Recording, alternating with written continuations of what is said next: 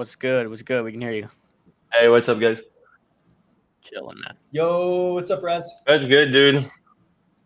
Watching Mercy stress Hell out yeah, bro. live. Bro, what I gotta do for the 101, man? Like what I gotta do for the 101. I mean, it's been kind of crazy, but I mean, I'm in love with like the one-on-one I got from SPLAT. But I mean, I love the collection you guys just did. That's why I got a pretty good amount. Appreciate that. I sincerely appreciate that. I want you guys to know that like I didn't go with the standard guy that generates massive collections. I went with the guy who charges like 200 to 300 bucks for 101s. Yeah, I went for somebody who could really do that because one, I plan to do a lot of 101s because this whole ICM meta, there's people that have been actively building this for the last, last few months here, and getting no recognition for it. So I wanted to make sure we got some 101s out for those people, but also for the art collection, I hate shitty PFPs. You know what I mean? Like I hate just like dropping something just to drop it. So I felt like this is a bit like a timestamp. You know what I mean? And just like the current people who are building an ICM, if the bet's right, this will be the cultural timestamp of who was present in the ICM era. If I'm wrong, we got a year. You know what I mean? That all depends. That all depends on like ICM season 2 loading, which I think you guys are betting on that case, building SPLAT. Right. I think that's definitely something, like in the space in general, we've been through like 10K collections and such, and I think a lot of people, they like having that like unique identity. So we saw that like with people like sweeping rares and stuff like this, and I think that's something that I really resonated with on the SPLAT side. The fact that like fuck it, instead of like making a base and just like throwing traits on it, like let's like talk to like individuals, like, and ask them like what would be your ideal PFP, like something that you would actually make your identity. And I think like to like kind of bump on the ICM side, I think like this is like the motto of like having a closer relation with your customers, right? Like being part of a product and also like part of its culture.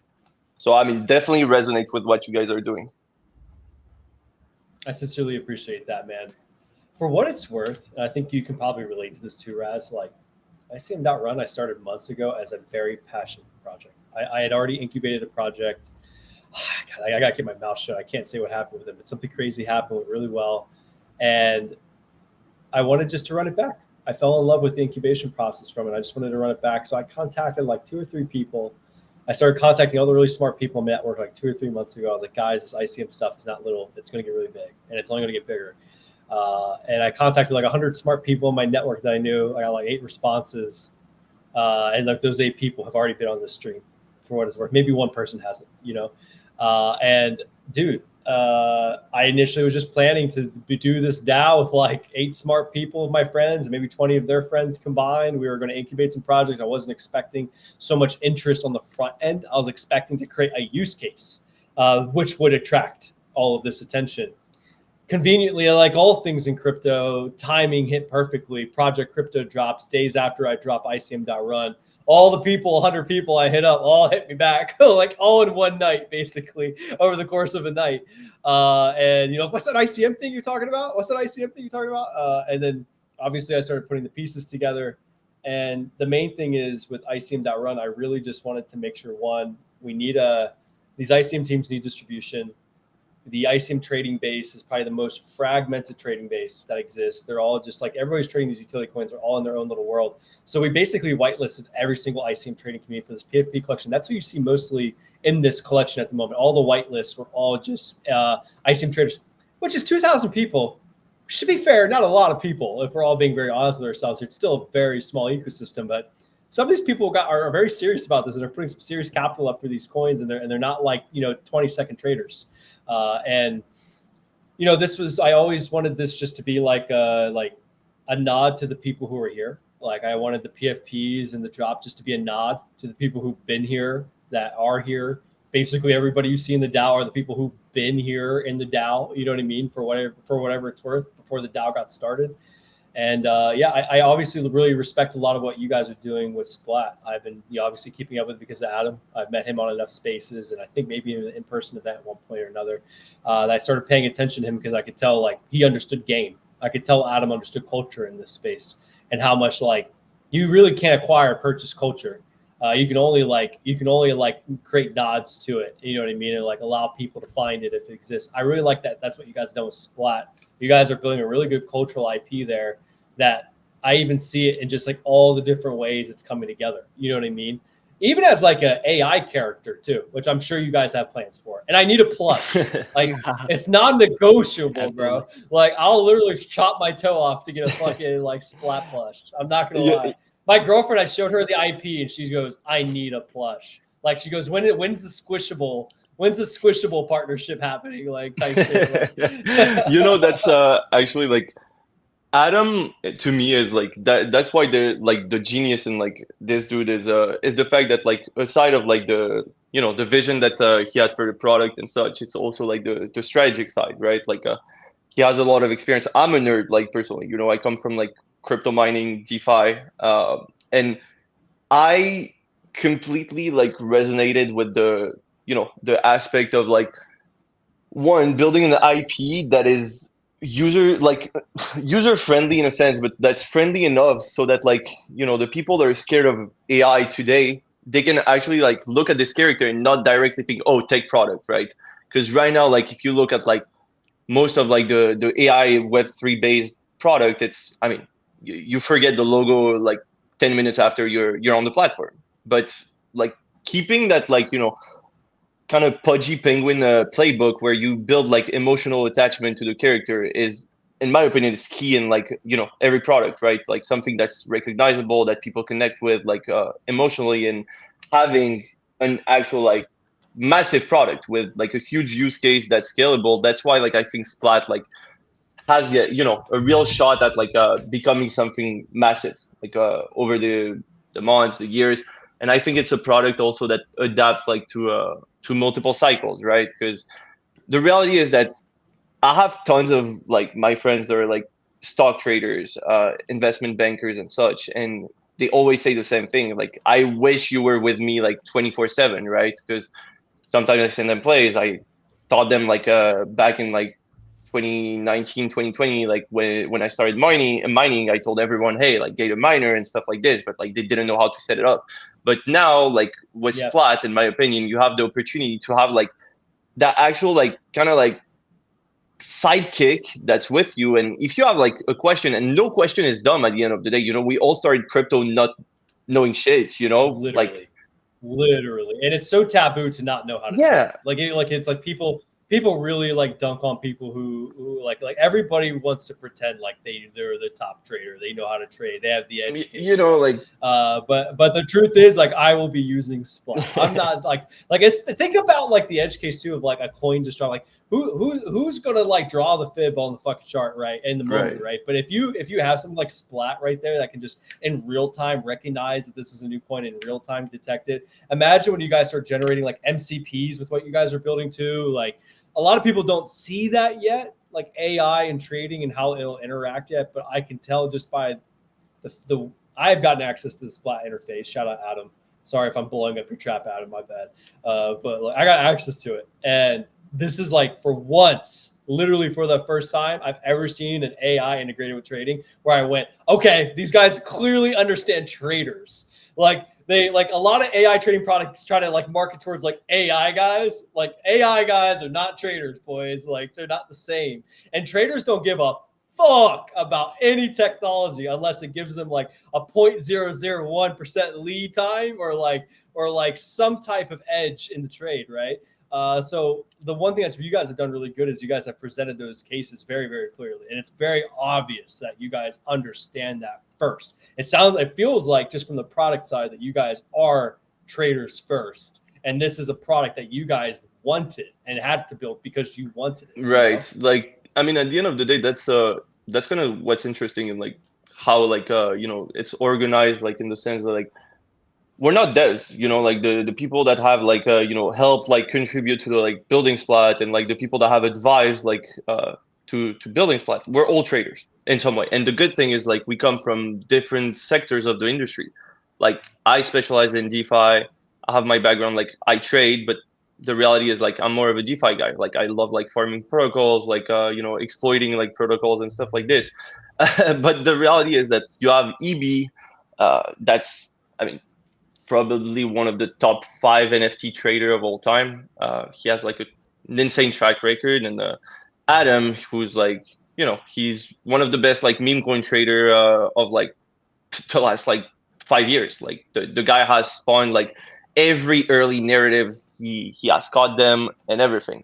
And the good thing is like when you like get people that have like the same like perspective on like profiting obviously off like overall like Web3 in general, trading, but from like different horizons, you like kind of create this like pot of ideas and like knowledge that is very important, right? And then like coming together and saying like, hey, like we believe like this kind of analysis is like interesting, right? And but also like most people are not going to understand it. So like the reality is that SPLAT, in my opinion, is one, it doesn't only give you an edge when you trade, but it also saves you the most important thing in the world, right? Which is time.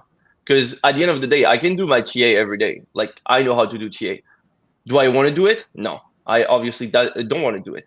But if I have like this little sidekick that takes care of it for me, like in one click, and gives me like like unbiased reasoning behind it, it's really important. That's why like ICM in general to me, it's like it's really important. Like in general, like aside of SPLAT, like I think there's a lot of like good products out there that are trying to really like integrate their users into like their ecosystem. And that's why like to me it's that's why we have to rotate from like meme coins, shit coins, like whatever you want to call them, to this, right? Because like at the end of the day, like instead of having like a dev that's just telling you, hey, this image is funny, you guys should make memes about it and like all rally behind it, etc. Now we actually have like the opportunity to rally like a group of people behind like legit products that have a use case and that can actually become scalable. Because the reality is that memes, like we all know this, like you jump on the train, but you don't know when the train is going to stop, right? With ICM in general, you have like products that are scalable. And if they end up being scalable, you have unlimited potential for users and the product themselves.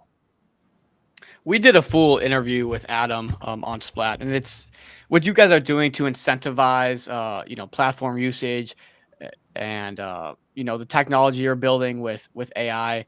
It is incredible. It's super cool. Something everyone should be just paying attention to and following. And to touch on Mercy's point earlier, like there is this taboo about if you don't know how to trade, you just get dunked on. And I'll be the first to tell you, I've spent years of my life learning how to trade, learning trading psychology, reading every book, studying Mark Douglas, studying Richard Wyckoff. And the truth of the matter is, unless you're doing 10,000 hours plus on these charts, you do not know how to trade. So the person you see on crypto Twitter sharing his unsolicited advice probably doesn't know what he's talking about. So like at the end of the day, 99% of people will benefit from AI giving them some level of advice. So truth be told, like SPLAT is a product that has a necessity, and it'll be really cool to see you guys roll that out. Hopefully pretty soon, right? Yeah. I mean, right now, like there's the last like internal / private testing with like a lot of like high profile traders, and I mean everything is in order, but we like overall like everyone wants to make sure like that all the features are like fully like bulletproof, and it's like ballot testing like the last like, oh my god, this and it. Dude, you guys did something with those NFTs because I can't stop buying them. I'm really sorry, but I'm buying a lot of them right now. Dude, they're so sick. Nice. They're so sick.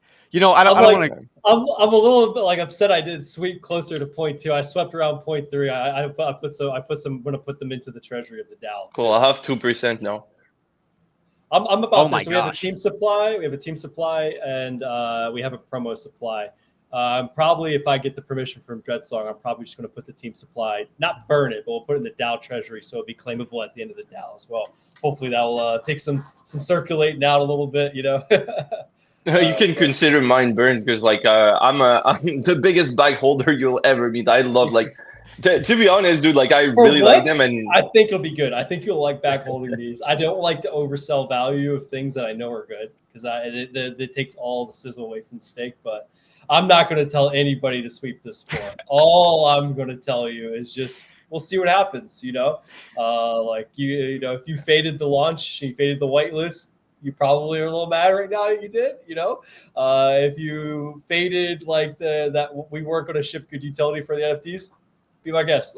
That's all I'm going to say. But it's not your last chance. Like, there is a token that's going to be publicly tradable. I mean, these are publicly tradable. So, like, fade me once, shame on me, right? Or shame on you. Fade me twice, however the saying goes. But fade me 3 times, guys. You just don't do it. So you faded the whitelist. You faded the NFT public mint. Don't do it a 3rd time, right? That's without providing financial advice or whatever you want to call it. But Meteor said, bro swept the entire floor. Razo went crazy. I think it's good. I think, and for what it's worth, I kind of was hoping people would just naturally put 2 and 2 together. You look at this now, you look at what we're doing. We're only taking 1% of projects, guys. Like the remaining strategy that we'll use for we incubate projects is to reward this NFT collection, the PFP collection of traders in this community, because they're the ones that are going to be providing attention, liquidity, attention capital the projects we incubate. Plus, we have a ton of other watering holes that we're currently building too, like the Luma. Shout out to everybody that signed up on Luma. You've got emails, you've got updates, you've got events added to your calendar. Razo, when you guys start talking and start bringing your product to life, I love for you to put those live streams on the ICM calendar. Everybody in this whole ecosystem has an appetite for these types of coins. And the main goal is just to build like a watering hole for builders like you and other ICM builders that can find people that are looking for exactly what you're building. You know what I mean? Like there's a massive appetite for this, but like, Raz, how do you tell someone to go find ICM coins? There's nowhere. It's like it's like a fugazi. Like you got to search and hunt, And one of the first things we really want to focus on ICM.run is like make it easy to find ICM coins. So this way we don't have to like have this private deck screener, sharing shit, like private watch list shit, right? Like Mercy, I'm so glad you said that, because I was gonna ask you when you were talking about it earlier. You got like 7 different launch pads that are like have teamed up with ICM Run, and so I'm imagining the mentors of these launch pads are probably gonna have the token that they're mentoring launch with them. How are you gonna be able to find these, identify them? And so it seems like you guys at ICM.run are just building out some sort of platform, like a screener, to be able to see all projects you incubate that are ICM related, etc. Yeah. So first off, the main thing we're going to build with ICM.run is massive watering holes for Web 2 teams looking to tokenize, period. So we're going to be doing a lot of different events that onboard new Web 2 founders. We might not incubate any of those projects. We're only going to incubate maybe 30 to 40 projects, God willing. We don't need to incubate, 500 splats here to make a splash. We only need to incubate, 1 to 3 really good teams for it to be really successful. So I give that 30 number very like loosely too, because we shouldn't try to not champion teams. If we have a really good team, we're going to champion that team really hard. But what comes to mind right now though, mostly is, I think I might be able to get away from what was the actual core question? I don't want to get away from the core question. Yeah, I guess the core question was, are you guys going to build out a platform where we can see all ICM tokens, despite the launchpad in one place? 100%, yes. Now we might not be the ones that build it, but we will incubate the team. And if it's not us incubating the team, we will pioneer and push and support any team aggressively trying to make it very easy for people to find ICM coins. It is only in our best, probably our best favor to support and champion a team that can do that really, really well, And I think that vision looks like a product crunch-based type of platform that, visualizes the startup value, visualizes the ICM coin value differently, similar to how Time.Fund works, how they visualize the value. The different, a Time Fund coin, a Pump Fund coin, a Believe app coin, they're all kind of the same coin on chain. There might be some smart contract play. There might be some liquidity pull play going on. It's still just a tradable coin on the DEX, right? It's how the platforms portray the value is what's interesting, and where those opportunities are. We've actually been really curious about this. Like, for instance, we have companies like Paragon that are using the revenue to buy it, but it doesn't really reflect super well in terms of, like CoinGecko's not showing that, Dex Screener's not showing that. Like there's no way to communicate beyond just the basic token metrics. So, and then how do you rank them? So this is the other thing. It's not just like, oh, what's one company's price to earning ratio or any of that metric. It's like, how do they stack against each other? And then can investors or traders find value within that? That's kind of, I think needs to be addressed still. I think, Josh, your mic just went to Goblin Town on us here. Oh, gosh. Goblin Town. We just got Jonah Blake, who's going to pop into the stream too. I'll ping you. Song. We got to get Kevin up here. Razo, it was great chat, and we got to get Kevin. We've been stringing him on like all day. He was in earlier. Dude, why are we? I was glad to talk with you guys. Yeah. Take care, guys. Raz, we'll talk to you. We'll be in DMs. I might have some more white hair PFPs for you. Adam's trying to take all of these from you, but if you want, we can go shopping in my wallet. If you want, I can hook you up with some. Nah, I'll sweep the floor. I actually have my eyes on a couple.